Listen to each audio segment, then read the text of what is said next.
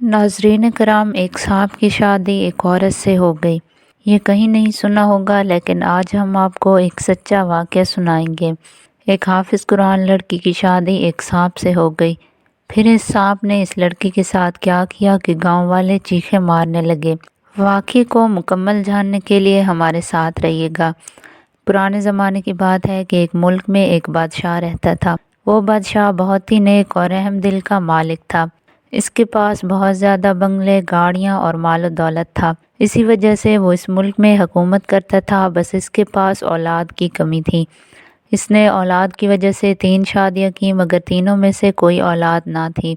वो सोचता था कि मेरे मरने के बाद मेरे दुश्मन मेरी बीवियों के साथ और मेरी जायदाद के साथ क्या सलूक करेंगे और मेरे इलाके की हुकूमत कौन संभालेगा।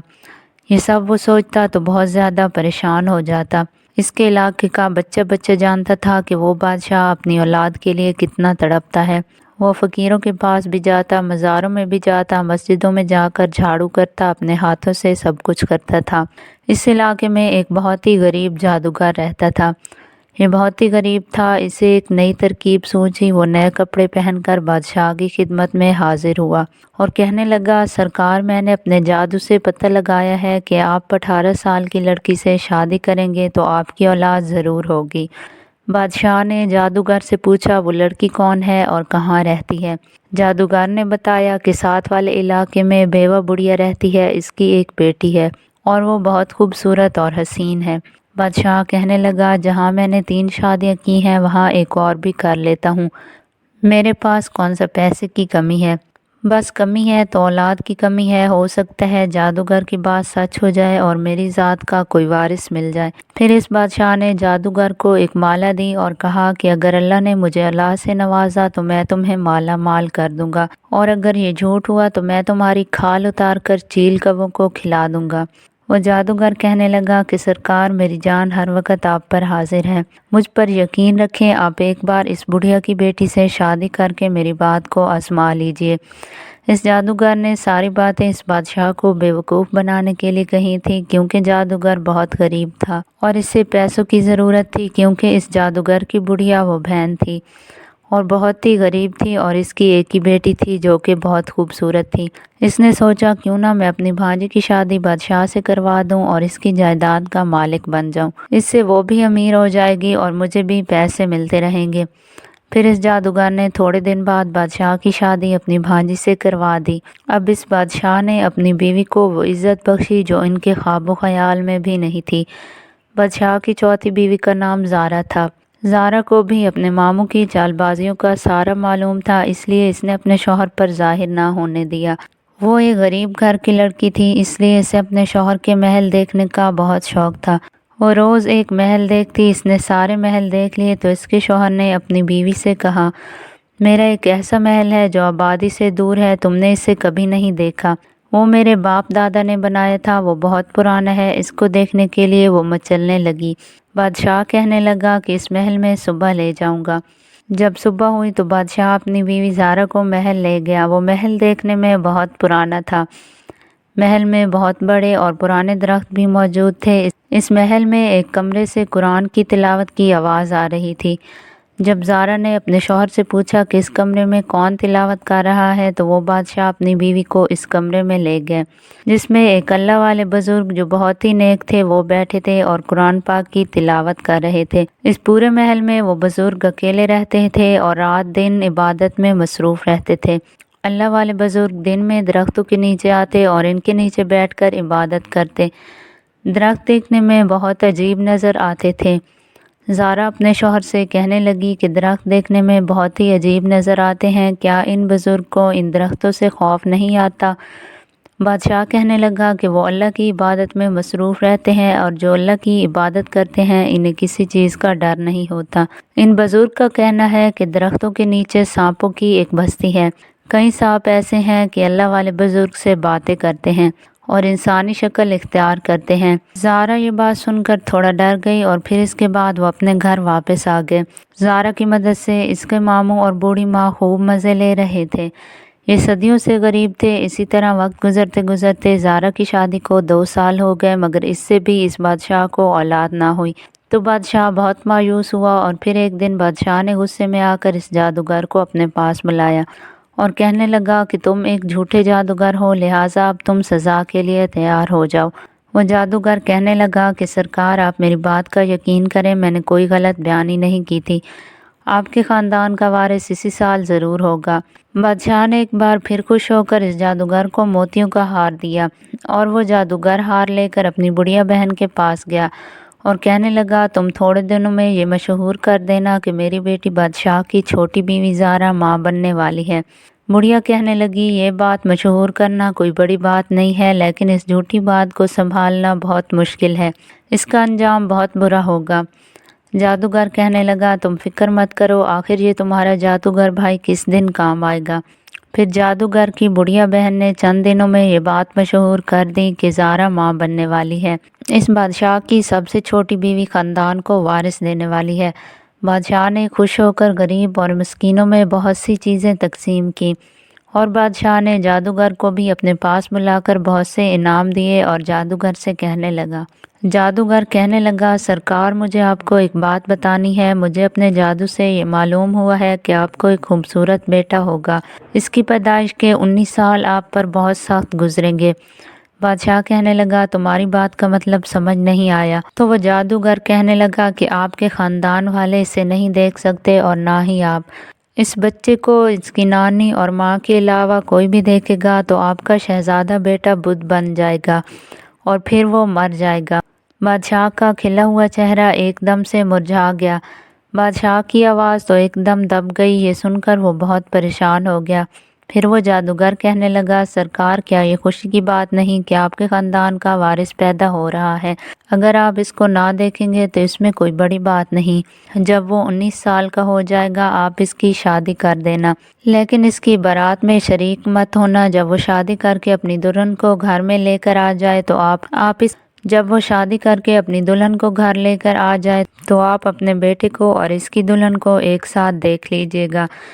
اس جادوگر کی یہ ساری باتیں سن کر بادشاہ نے آہ بھری اور کہنے لگا کہ اللہ تعالیٰ نے مجھے پہلے تو کئی سالوں تک اولاد سے محروم رکھا، پھر مجھے خوشی ملی تو اتنی سخت پابندی لگا دی، اس کے دن رات بے چینی بے قراری میں گزرتے رہے۔ پھر بادشاہ نے اپنے نوکروں کو حکم دیا کہ آبادی سے دور ایک خوبصورت محل بنوایا جائے اور اس محل کے چاروں طرف ایک بہت ہی خوبصورت باغ بنا دیا جائے تاکہ ان کے وارث کی پرورش اچھے سے ہو سکے۔ تھوڑے ہی دنوں میں ایک خوبصورت محل بن کر تیار ہو گیا۔ جب بچہ پیدا ہونے کے دن قریب آئے، بادشاہ کی بیوی زارا کو اس محل میں پہنچا دیا گیا اور اس کی دیکھ بھال کے لیے اس کی بوڑھی ماں کو مقرر کر دیا گیا تاکہ کسی غیر عورت کی نظر بچے پر نہ پڑ سکے۔ جب دن پورے ہو گئے تو جادوگر کی بہن نے اپنے بھائی سے مشورہ کیا، ان دونوں بہن بھائیوں نے مل کر نوکر کے ذریعے بادشاہ کو بیٹا پیدا ہونے کی اطلاع دی۔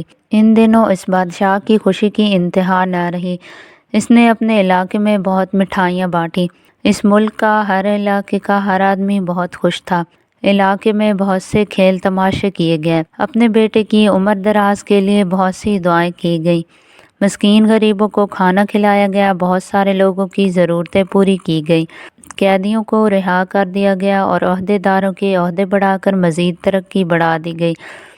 نجومی یہ سب دیکھ کر اپنی چال بازی اور چالاکی پر بڑا فخر محسوس کر رہا تھا کہ میں نے کتنی آسانی سے اس ملک کے بادشاہ کو بیوقوف بنا دیا۔ پھر اپنی بہن اور بھانجی سے کہنے لگا کہ تم لوگ عیش و عشرت کی زندگی گزارو، اس کے بعد اگر یہ بادشاہ زندہ رہا پھر میں کوئی نئی چال چلوں گا۔ جادوگر ویسے تو اپنی بھانجی زارا سے کچھ نہ کچھ لیتا رہتا تھا، اسی طرح اپنی مصیبتوں سے اب تک آزاد ہو چکا تھا۔ زارا اور اس کی بوڑھی ماں دونوں بادشاہ سے کبھی کبھار اس کے محل میں ملنے چلی جایا کرتی تھیں اور اس کو اس کے بیٹے اسد کے سارے قصے اور جہاں کی باتیں بتایا کرتی تھیں۔ بادشاہ ان کی باتیں سن کر اپنے بیٹے کے بارے میں سوچتا، پھر ٹھنڈے ٹھنڈے سانس لینے لگتا، لیکن وہ مجبور تھا، اپنے بیٹے اسد کو دیکھ نہیں سکتا تھا۔ نجومی کے بتائے ہوئے 19 سال پورے ہونے کو آئے تھے۔ بادشاہ کو اپنے بیٹے کی شادی کی فکر ہونے لگی۔ اس نے جادوگر سے اپنے بیٹے کی شادی کا پوچھا تو کہنے لگا کہ سرکار شادی کسی بھی لڑکی سے کر سکتے ہیں، اس میں کوئی پابندی نہیں۔ بادشاہ نے سوچا کیوں نہ میں اپنے پرانے محل جا کر بزرگ سے کوئی مشورہ طلب کر۔ پھر بادشاہ اپنے سپاہیوں کو لے کر اپنے پرانے محل میں ان اللہ والے بزرگ کے پاس جا کر بیٹھ گیا، اور اس وقت اللہ والے بزرگ ایک پرانے درخت کے نیچے بیٹھ کر عبادت کر رہے تھے۔ بادشاہ نے کہا، آپ تو دن رات اللہ کی عبادت کرتے رہتے ہیں، آپ میرے بیٹے اسد کے لیے کسی اچھی لڑکی کا انتخاب کر سکتے ہیں تاکہ میں اپنے بیٹے کی شادی اس لڑکی سے کر سکوں۔ بزرگ بادشاہ کی باتیں سن کر پہلے تو کافی دیر خاموش رہے۔ اس کے بعد اللہ والے بزرگ کہنے لگے، آپ کو تو اپنے بیٹے کی ہی خبر نہیں تو آپ کو میں کیسے بتا سکتا ہوں کہ آپ اپنے بیٹے کی شادی کس لڑکی سے کریں۔ بادشاہ کہنے لگا، آپ فکر نہ کریں، میرا بیٹا اب جلد ہی سب کے سامنے آ جائے گا۔ پھر اللہ والے بزرگ کچھ سوچنے کے بعد اس آدمی کو کہنے لگے، آپ اپنے بیٹے کی شادی کسی ایسی لڑکی سے کریے گا جو کہ حافظ قرآن ہو، نیک ہو، 5 وقت کی نمازی، پرہیزگار ہو۔ جب وہ بادشاہ چلا گیا تو اس درخت کے پیچھے ایک کالا سانپ رینگتا ہوا آیا۔ وہ بادشاہ اور ان اللہ والے بزرگ کی باتیں بہت غور سے سن رہا تھا۔ اس بادشاہ کے بہت سے تعلقات تھے، بڑے بڑے آدمیوں کے ساتھ ان کا رہن سہن تھا۔ وہ غریب حافظ قرآن لڑکی کے تلاش میں تھا۔ آخر کار بادشاہ نے ایک حافظ قرآن لڑکی کو تلاش کر لیا جو ایک بیوہ عورت کی بیٹی تھی۔ اپنے بیٹے کا رشتہ طے کر لیا اور شادی کی تاریخ مقرر کر دی گئی۔ جب تک بادشاہ کے بیٹے کی بارات اس حافظ قرآن لڑکی کے دروازے پر نہ پہنچ جائے، اسد کو دیکھنے کی اجازت کسی کو بھی نہیں تھی، اس لیے اس کی ماں اور نانی دونوں اس کو دولہا بنا رہی تھی۔ بادشاہ کے محل میں بارات جانے کی تیاریاں ہو رہی تھی۔ جادوگر سے اس کی بڑیا بہن کہنے لگی کہ اب تو بارات جانے کی تیاریاں ہو رہی ہیں، اب بادشاہ کا بیٹا کہاں سے پیدا کریں؟ تم نے تو ہمیں بہت بڑی مشکل میں پھنسا دیا ہے۔ جادوگر کہنے لگا، تم نے اتنے سال اس محل میں مزے کیے ہیں، اب اس مصیبت کو بھی تم ہی جھیلو، میں تو کہیں فرار ہو جاؤں گا، آگے کا کام تمہارے ذمہ ہے۔ بڑھیا یہ باتیں سن کر اور پریشان ہو گئی۔ اس نے اپنے بھائی سے کہا کہ تمہیں پتہ نہیں ہے، بادشاہ کو اگر اس بات کا علم ہو گیا تو وہ ہماری بوٹیاں نوچ دے گا اور ہمارے ٹکڑے ٹکڑے کر کے چیل کووں کو کھلا دے گا۔ تو جادوگر کہنے لگا کہ بہنا، میں نے تمہیں اتنی عیش بھی تو کروائی ہے، اب اس مصیبت کو خود ہی جھیلو، میں تم لوگوں کا اور ساتھ نہیں دے سکتا۔ بڑھیا کی بیٹی زارا بھی یہ باتیں سن رہی تھی۔ وہ فوراً اپنی ماں سے لپٹ کر رونے لگی اور ماں سے کہنے لگی کہ اب ہمارا کیا بنے گا، بادشاہ ہمیں زندہ نہیں چھوڑے گا۔ ان کی یہ حالت دیکھ کر جادوگر نعمت ہنس بھی رہا تھا اور پریشان بھی تھا۔ پھر اس کو ان دونوں ماں بیٹی پر ترس آ گیا اور جادوگر نے ان سے کہا کہ اب رونا چھوڑو اور میرے ساتھ آؤ، میں تم لوگوں کو آگے کا پلان سمجھاتا ہوں۔ جادوگر کی باتیں سن کر ان دونوں کی جان میں جان آئی اور پھر جادوگر ان کو لے کر دوسرے کمرے میں چلا گیا۔ جادوگر جب ان کو دوسرے کمرے میں لے کر گیا اور ان سے کہا کہ یہ میں 19 سال کا ایک بت بنا کر لایا ہوں، جب بارات جانے لگے تو تم اسے پالکی میں رکھ دینا اور تم لوگ اس سے دور ہٹ کر کھڑی ہو جانا، پھر کہنا کہ رات کو کسی نے چھپ کر اسد کو دیکھ لیا تھا اور اس طرح وہ بت بن گیا۔ پھر وہ دونوں ماں بیٹی خوش ہو گئیں۔ انہوں نے بت کو اٹھایا اور اسے تیار کیا اور پالکی میں بٹھا دیا اور خود بھی پالکی کے ساتھ بیٹھ گئیں۔ پھر اس بڑھیا نے کھڑکی کے پردے ہٹا کر سپاہیوں سے کہا کہ پالکی کو لے جاؤ۔ یہ بارات بڑے دھوم دھام سے چل رہی تھی، ہاتھی اور گھوڑے بھی موجود تھے اور لوگ بڑے دھوم دھام سے اس بارات میں شریک تھے۔ رات میں ایک جگہ باراتیوں کے لیے بہت اچھا کھانے کا انتظام کیا گیا اور سب نے خوب کھانا کھایا۔ پھر رات کو سب اپنے اپنے خیموں میں سو گئے اور پالکی ایک جگہ پر درخت کے نیچے رکھی گئی۔ اس بڑھیا نے سب کو کہا کہ اسد کو تازہ ہوا لینی ہے، اس لیے سب یہاں سے ہٹ جاؤ۔ اس بارات کے پیچھے پیچھے 2 پرانے ناگ بھی چل رہے تھے جن کی عمر 100 سال تھی۔ کہتے ہیں کہ جب سانپ کی عمر 100 سال ہو جائے تو وہ بولنے لگ جاتے ہیں۔ یہ 2 ناگ بھی پالکی کے ساتھ بیٹھ گئے اور ایک دوسرے سے باتیں کرنے لگے۔ ناگ کہنے لگا کہ کیا تمہیں پتہ ہے کہ اس پالکی میں دولہا موجود ہے کہ نہیں، بلکہ اس کے اندر ایک بت ہے، اور یہ بڑھیا صبح رونا پیٹنا شروع کر دے گی کہ اسد کو کسی نے دیکھ لیا ہے اور وہ بت بن گیا ہے، اور اس سب کے پیچھے ایک جادوگر کا ہاتھ ہے جو کہ بادشاہ کو مارنا چاہتا ہے۔ بعد میں یہ بات جب بادشاہ کو پتہ چلے گی تو وہ بہت غمزدہ ہوگا اور اس غم کی حالت میں وہ مر جائے گا۔ تو ناگن کہنے لگی کہ کیا بادشاہ کو اس بات کا علم نہیں؟ تو ناگ سانپ نے کہا کہ یہی تو مسئلہ ہے، بادشاہ کو تو پتہ ہی نہیں کہ اس کے ہاں تو بیٹا ہی پیدا نہیں ہوا، یہ جادوگر اور اس کی بوڑھی ماں اور اس کی بیٹی اس کے ساتھ کھیل کھیل رہے ہیں۔ تو ناگ سانپ نے کہا کہ یہی تو مسئلہ ہے کہ بادشاہ کو تو پتہ ہی نہیں کہ اس کے ہاتھوں بیٹا ہی پیدا نہیں ہوا، اور یہ جادوگر اس کی بوڑھی ماں اور اس کی بیٹی اس کے ساتھ کھیل کھیل رہی ہیں۔ پھر اس ناگن کو بادشاہ پر بہت زیادہ ترس آیا۔ وہ ناگ اور ناگن بھی کئی سالوں سے اس کے پرانے محل میں رہتے تھے۔ ناگن کہنے لگی کہ ان مکار لوگوں کا تو کچھ نہیں کیا جا سکتا، اس بادشاہ کی جان مفت میں چلی جائے گی۔ ناگ تھوڑی دیر سوچنے کے بعد بولا، اس بادشاہ کی جان بچ سکتی ہے اگر میں 19 سال کا لڑکا بن کر اس پالکی میں بیٹھ جاؤں۔ تو ناگن کہنے لگی، جب وہ بڑھیا تمہیں دیکھے گی تو کیا کہو گے؟ تو ناگ نے کہا، میں کہہ دوں گا کہ تم جھوٹی ہو، تم اگر سچی ہو تو بادشاہ کے بیٹے اسد کو پیدا کرو اور بتاؤ کہ وہ کہاں ہے۔ ناگن کہنے لگی، یہ تو سب ٹھیک ہے مگر پھر تم اس کے بعد کیا کرو گے؟ وہ کہنے لگا کہ میں دولہا بن کر اس دلہن کو لے جاؤں گا اور پھر 1 ہفتے بعد اسی طرح تمہارے پاس آ جاؤں گا۔ مگر وہ ناگن کہنے لگی کہ میں تمہیں ایک شرط پر جانے دوں گی کہ تم 1 ہفتے بعد میرے پاس واپس آ جاؤ گے۔ ناگ نے کہا کہ ہاں، میں ضرور واپس آؤں گا۔ پھر اس ناگ نے اپنا چہرہ بدلا اور پھر وہ ایک 19 سال کا خوبصورت لڑکا بن کر پالکی میں بیٹھ گیا۔ بڑھیا صبح ہوتے ہی اپنے حجرے سے نکل کر یہ مکاری کھیلنے والی تھی۔ اس نے جیسے ہی پالکی کا پردہ اٹھایا، سامنے ایک خوبصورت 19 سالہ لڑکا بیٹھا تھا۔ اس کو دیکھ کر ایک دم سے حیران رہ گئی اور کہنے لگی، تم کون ہو؟ ناگ مسکرا کر کہنے لگا کہ کیا تم مجھے نہیں جانتی؟ اس بارات کا دولہا ہوں، تم بغیر دولہے کے بارات لے کر جا رہی تھی۔ اب تم خدا کا شکر ادا کرو کہ تمہیں زندہ سلامت دولہا مل گیا۔ پھر کچھ دیر بعد سوچنے کے بعد بڑھیا کہنے لگی کہ چلو اچھی بات ہے، اسی کو دولہا بنا کر لے جاتی ہوں۔ پھر بارات اس غریب لڑکی کے دروازے پر پہنچی۔ ایک دن بارات کو مہمان بنایا گیا اور دوسرے دن پھر نکاح پڑھایا گیا۔ اس بیوہ عورت نے اپنی بیٹی کو کچھ کپڑے اور تحفے دیے، پھر اس کے ساتھ بارات واپس چلی گئی۔ یہ 19 سال بادشاہ نے کیسے گزارے تھے یہ صرف وہی جانتا تھا۔ آج کا دن اس کے لیے بے قراری کا دن تھا۔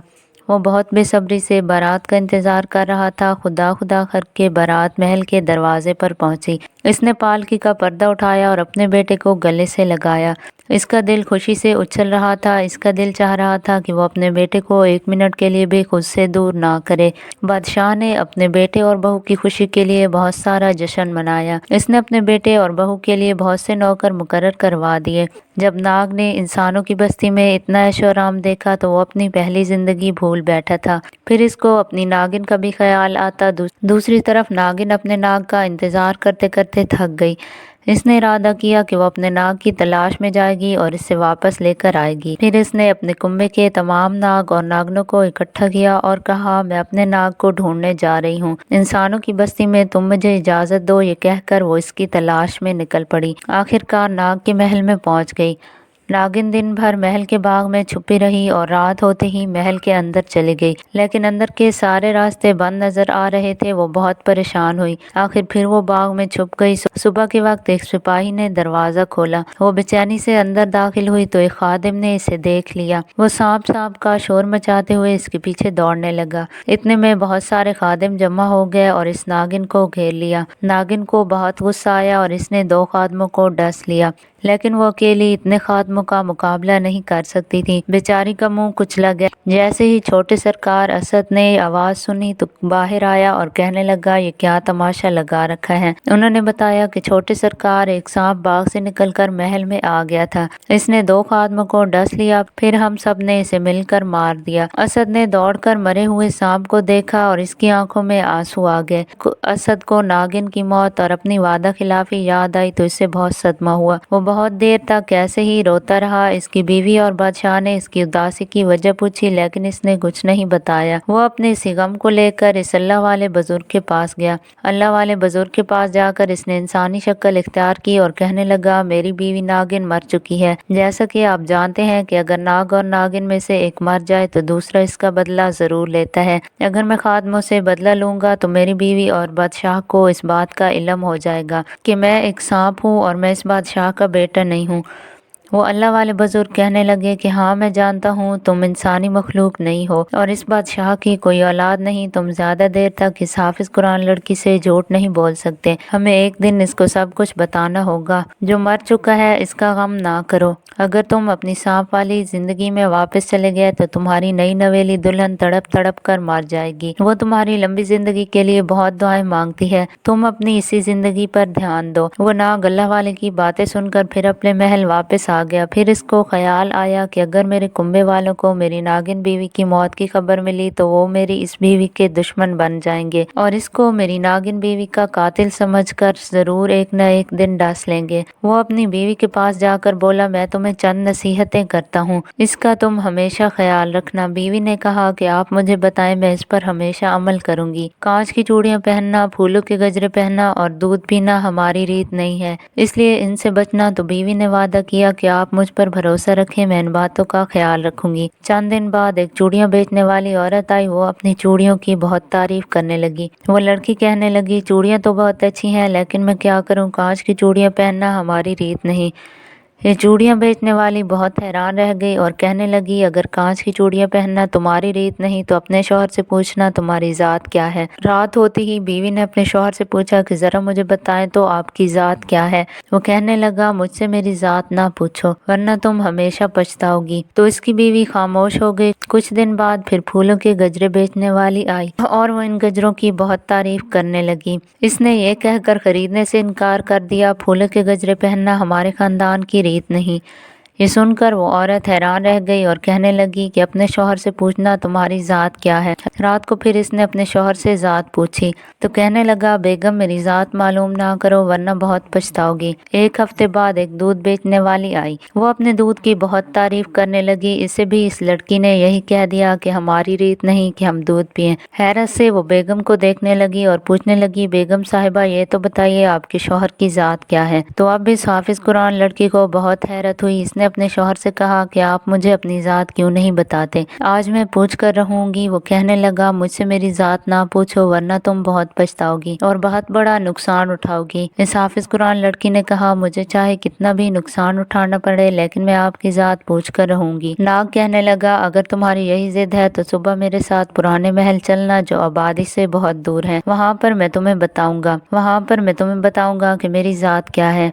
फिर सुबह होते ही वो लोग पुराने महल पहुंच गए और वहां पर पहुंचकर वो कहने लगा कि बेगम मैं तुमसे एक बार फिर कहता हूँ कि मुझसे मेरी जात ना पूछो, तुम बहुत ज्यादा पछताओगी। मगर इसकी बीवी कहने लगी, नहीं आज तो मैं पूछ कर ही रहूंगी। इसका शौहर अपनी बीवी को एक बहुत पुराने दरख्त के पास ले गया। इस दरख्त की जड़ों के पास छोटे बड़े सुराख बने हुए थे। इसके शौहर ने कपड़े उतार कर इन सुराखों के पास खड़े होकर एक बार फिर कहा कि मैं कहता हूँ मुझसे मेरी जात ना पूछो। बेगम कहने लगी, ये अजीब मजाक है, बार बार मुझसे कह रहे हो कि जात ना पूछो, आज मैं पूछ कर रहूंगी। आखिर तुम्हारी जात क्या है। वो मजबूर हो गया और अचानक सांप बन गया और रेंगने लगा। इसकी बीवी का दिल जोरों से धड़कने लगा। वो कहने लगी, मेरा शौहर चाहे जो भी है मुझे इसका साथ नहीं छोड़ना चाहिए। इसने अपने रेंगते हुए शौहर को पकड़ना चाहा जो कि सांप बन चुका था। इसने जल्दी से एक सुराख के अंदर अपना मुंह डाला और वहीं इसके अंदर गुम हो गया। जब इसको कहीं भी नाग दिखाई नहीं दिया तो वो लड़की बहुत बेचैन हो गई और अब वो इधर उधर भटक रही थी। दिल ही दिल में अपनी जिद की वजह से पछता रही थी और रोती हुई जा रही थी और अपने शौहर की तलाश में थी। इसे एक घर दिखाई दिया। वो इस घर में दाखिल हुई। ये घर बहुत ज्यादा बड़ा नहीं था। वो एक तरफ से निकलने के बाद दूसरी तरफ पहुंच गई। हाफिज कुरान जल्दी जल्दी चलने की वजह से थक गई। इसने सांस ली और फिर इस नाग की तलाश में रवाना हो गई।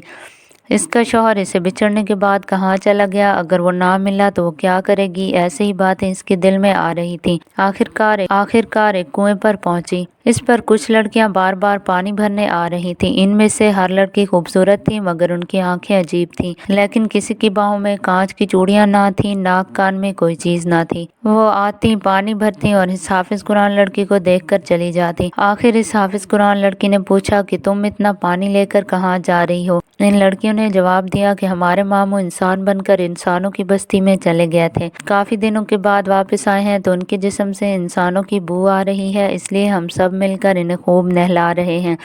ان کی بات سن کر اس لڑکی کو یقین آ گیا کہ اس کا شوہر ہی ان کا ماموں ہے۔ اس نے لڑکیوں سے بچ کر چپکے سے پانی میں انگوٹھی ڈالی۔ اس کا شوہر ایک پتھر پر لیٹا ہوا تھا۔ پانی لے جانے والی لڑکیاں بار بار اس پر پانی ڈال رہی تھی۔ جب ناگ کی بھانجی نے اپنے مٹکے والا پانی اس پر ڈالا تو اس حافظ قرآن لڑکی کی انگوٹھی پتھر کے ساتھ گر پڑی اور وہ ناگ اس انگوٹھی کو دیکھتے ہی پہچان گیا۔ یہ انگوٹھی تو اس کی بیوی کی ہے۔ اس نے اپنی بھانجی سے پوچھا، تمہارے مٹکے میں انگوٹھی کہاں سے آ گئی؟